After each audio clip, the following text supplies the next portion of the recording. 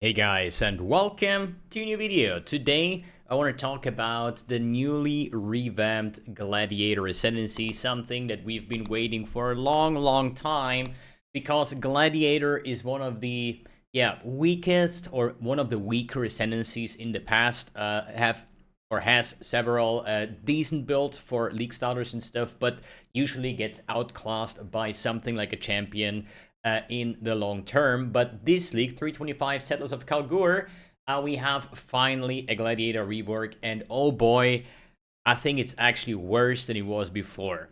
Okay, so what do I mean by that? I know that everything sounds crazy with all the melee buffs and the bleed buffs and stuff like that with, what is it called, the aggravated bleed? Aggravated bleeds, where the monsters count as moving even though they aren't, so they take the 270% more damage basically from your bleeds. This is all very good, but if we just break it down to the bare bones, I personally think the new Gladiator is just strictly worse than the old one, but we cannot really go champion this time around, or at least it doesn't make too much sense anymore, because, hey, champion got nerfed as well. Good. What am I talking about? Basically, now the new Gladiator Ascendancy is almost purely exclusive to anything that is like a blocking character. It is kind of exclusive now to melee builds, and the bleed nodes actually got worse.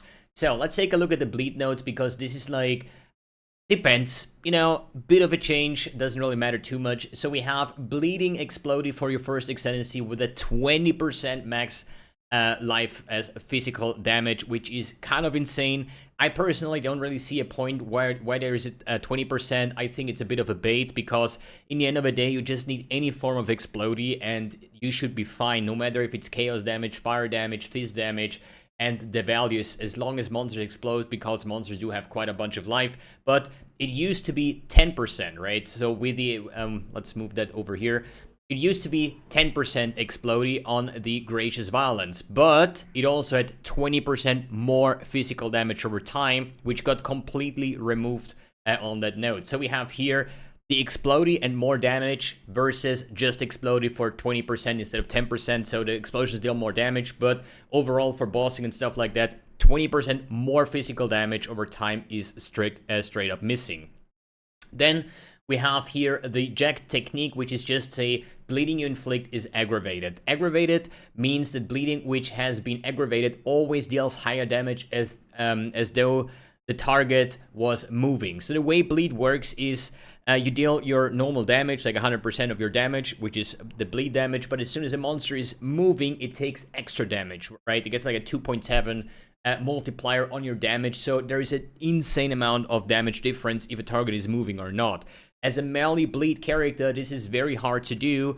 As a bleed bow character, you had Ensnaring Arrow. What Ensnaring Arrow, you usually had this on a Mana Forged Arrow setup, right, with Frenzy Charge generation, stuff like that.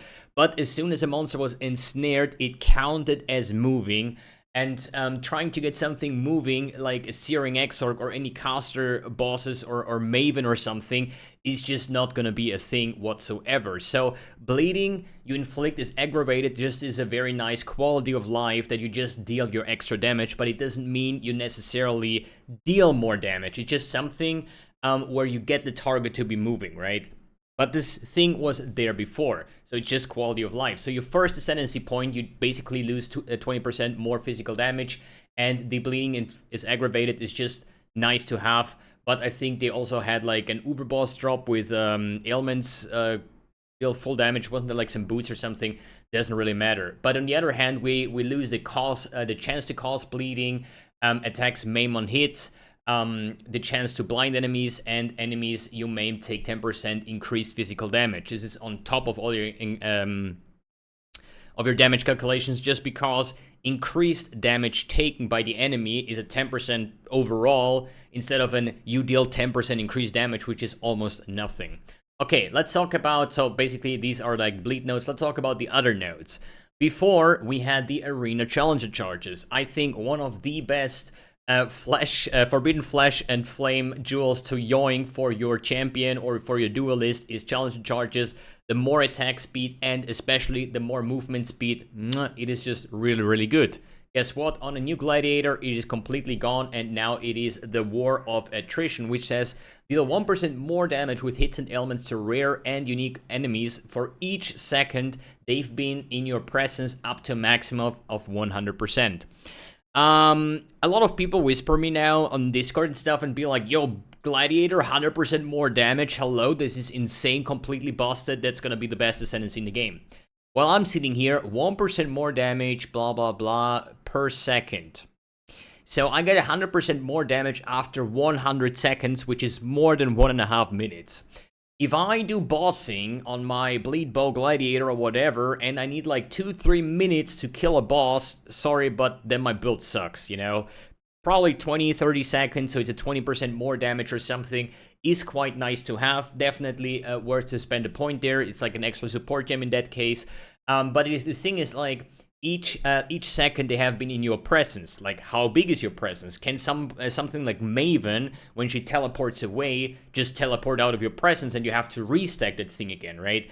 And this compared to the Arena Challenger charges, which was very strong for Forbidden Flame Flash, as I said, or for the Gladiator itself, I would every day take the Challenger charges over this, like, 1% node over here. So that would be another point plus for the old Ascendancy, which basically is like, I would say 2 out of 3, because I kind of like the fact that the Bleeding You Inflict is aggravated, the moving thing is in there, but it's, as I said, quality of life and less button pressing, so I definitely give it the point to that one. But the bleeding damage and the Arena Challenger charges replaced by this is just, I'm sorry, this is just sad.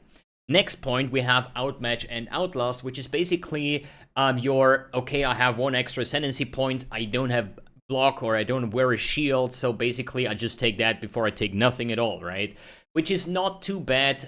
It's basically you gain Frenzy and Endurance charges based on your main hand kill, off-hand kill, but if you have maximum Frenzy charges, you deal 10% more physical damage, and when you have maximum Endurance charges, you gain 10% reduced physical damage taken. So that is like a nice damage defensive layer that you can build up with like Frenzy on kill, Frenzy on hit, or Endurance charge when you have been hit and stuff like that. Maybe with a replica, what is it? Screw me, dude. Farrell's 4 replica Farrells, where you permanently have, or at least like once you swap the auras with the aspect of the cat and stuff, that you basically maintain those, right? Could also be with a replica, like with the Ralakesh Impatience boots, where you count as having maximum. You could work with that, right? What do we have now is basically the Weapon Master, which is okay, I would say. You have like more accuracy.